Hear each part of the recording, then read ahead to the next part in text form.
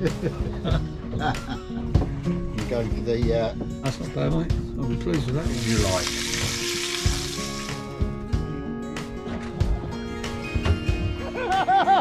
On 7?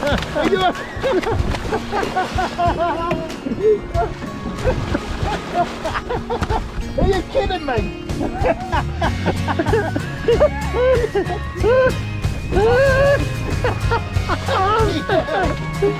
That's amazing. Oh, feathers, it's about £30, isn't it? How did you get that in? No. There you go, you have to take it.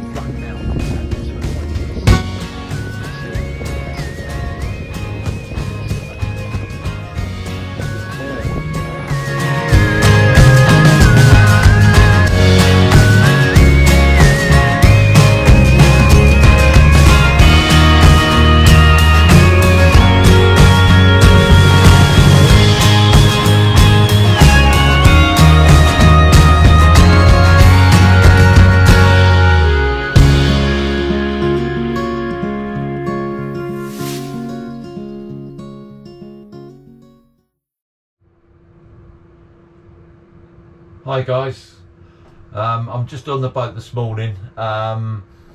It's the same weekend that I fitted the solar panel for the boat and stuff, but I'm just making another video now, and it's really how I fitted my Chinese diesel heater. So I'm going to go, even though it's all fitted, if you're trying to make the video when you're doing things, it makes it very long and very boring really, and also it's an extra added pressure when you're trying to do it yourself. So what I like to do basically explain how I done it, show you what I've done, and it's a much quicker way of going around showing you exactly what I've done, and we'll go from there. So what we got in here now, I bought a Chinese heater, £91, can't believe it really.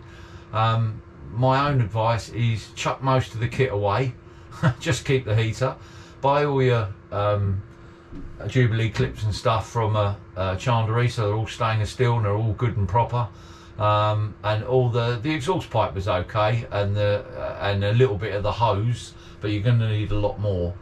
So when you get your 91 quid, you've probably got another 30-40 quid to spend to get it absolutely all that you need. So bear that in mind. Don't go be using their Jubilee clips, because they won't work, they're just rubbish.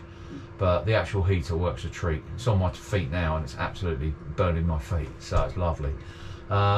So let me walk you around how I've done it.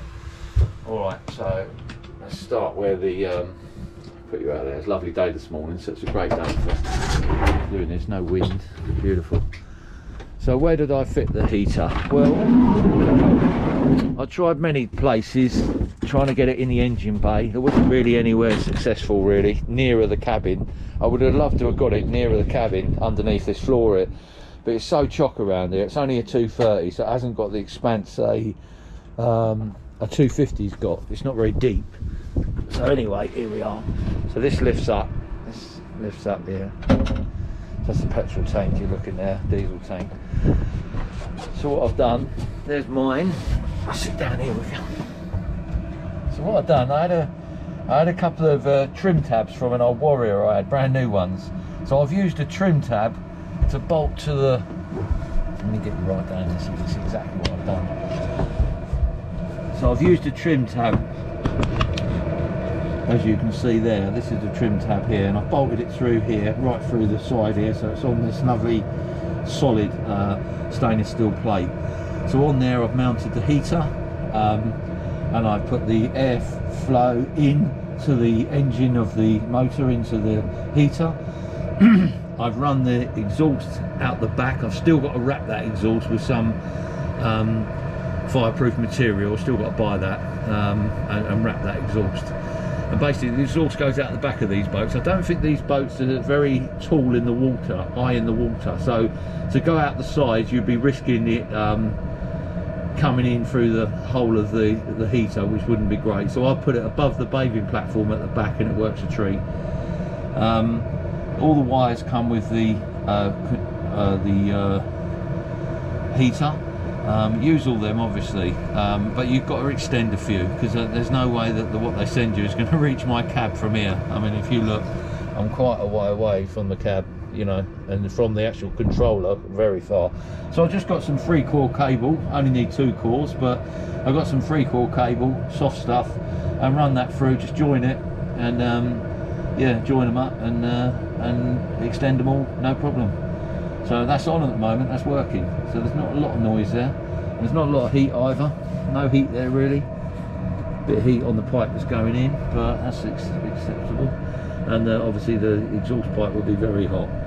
But yeah, so that's the flow in down there. If you look down there, that's the flow in. So that's coming from the cab. And then that's the flow out, which is the hot air, out, round and back into that vent in the cab, which I'll show you. So basically, let me open up the engine bay. Shut that one down. I'll just put you on here for a minute while I open up the engine bay.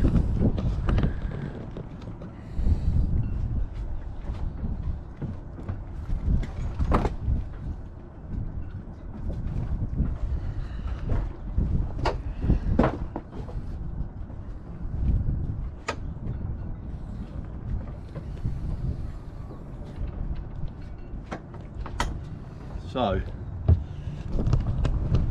we had that compartment open where the heater is. The heater's just here. So the cables run and the pipe where it runs all the way along my boat, as you can see. Them 2 big black pipes come along and they go all the way down there.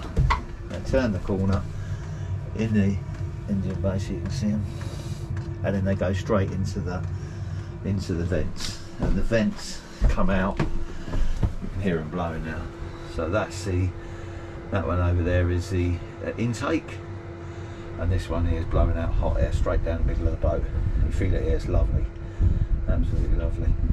And that's working at the moment. It's been on all night. I've left it on all the time. It doesn't drain the battery down. Yeah, so it's a great little bit of kit. And then what I've done, I've fitted the control panel. Now the sun's on the control panel, so it's going to be a bit of a nightmare because you ain't going to see most of the controls. But I've got a picture and I'll put it in there. There's the control panel all fitted on the wall, no wire showing. Really nice little job. Yeah, so that's that done there. Obviously what I've done as well, because it's a Chinese one, these stay on all the time. So what I've done is, because you don't want it staying on a boat, you might not be here for 2-3 weeks, so you don't want it on all the time. So I've fitted myself a little isolation switch. So just there, I put a little white switch, this one here, look, and that just kills that. I just took the red wire off of there, put it to the switch, and then back down to the heater. So when I go away from the boat, I switch that off, and that isolates any power going into the control unit there. So that's a great little tip for anyone, because it is a bit of a pain, because it leaves that lights on the controller all the time, and I don't know what it's draining off the battery. Probably be alright now, I've got a solar panel, but anyway, I don't like any power on when I'm away. So what have we got in here? The controller comes down to the, let me try and get you in a position here where you can see. So the controller wires come down, and I've just done them alongside here. They go all the way along, joined in the middle, and then they go along to the heater itself. They just all snap in. It comes with all the kit, so all you've got to do is extend them. And then what it does do is you've got the fuel going to the heater. On the back there's a little fuel. Don't push the pipes on. They do give you some little Jubilee clips for them. I did use them because they're not too bad, and to be quite honest with you, the pipe won't pull off anyway, because I pushed it on, tried to pull it off, and you cannot. I had to cut it with standing knife to get it off. So push the pipe on, use their little things though. They're not Jubilee clips, they're just little squeeze together things, and they go on, but they'll be fine. There they are there, look, on the side of that. There they are there, look, on the side of that diesel filter. So basically you with the fuel system, I've teed into the main fuel system because it uses such a little tiny bit of fuel, the engine's not going to detect that it's starvation of fuel, and I've been out and it's absolutely fine.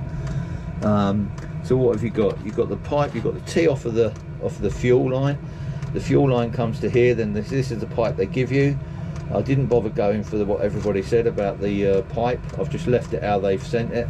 See how I get on. If there's any problems, I'll change it. And I have bought the other pipe actually. This is a soft pipe. It comes onto a filter, and that filter you must fit that where the pink side. You must fit that in a down position at 45 degrees, just so that it catches the dirt in the bottom of there, and then it comes to the pump, and this pump's here, and that has got to also be fitted at 45 degrees, and then that goes off to the heater, and that goes through. I mean, when I first done it, I had air bubbles in it and stuff, but there's no air bubbles in that at all, and that's working now. This is all on. You know, it doesn't hardly use any fuel. I think it uses, they say, like 10 litre, 1 litre of fuel lasts 10 hours, and I think that's a bit ambitious, but I think it would. I think if you halve that, you'd be fine, and you only use it in the night, so it's not a problem really. A couple of quid to run your heater all night, not a problem. So that's the heater really.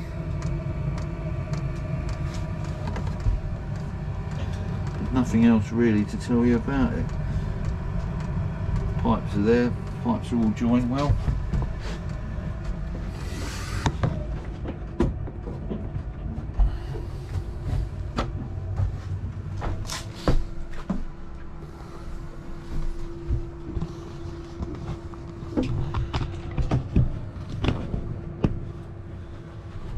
So thanks for that, thanks for watching and stuff. That's how I fitted my diesel heater anyway. Getting cold out there. Thanks for watching. If you've got onto the channel and you've not subscribed, it costs nothing. And like and leave a comment if you can. If you want to know anything, just comment me. I'm quite willing to give you a hand, or try and give you a bit of advice for what I've done. I've done one, so obviously the second one will be easier. Yeah, so anyway, good luck everyone. I'll speak to you on the next one. Ta-da.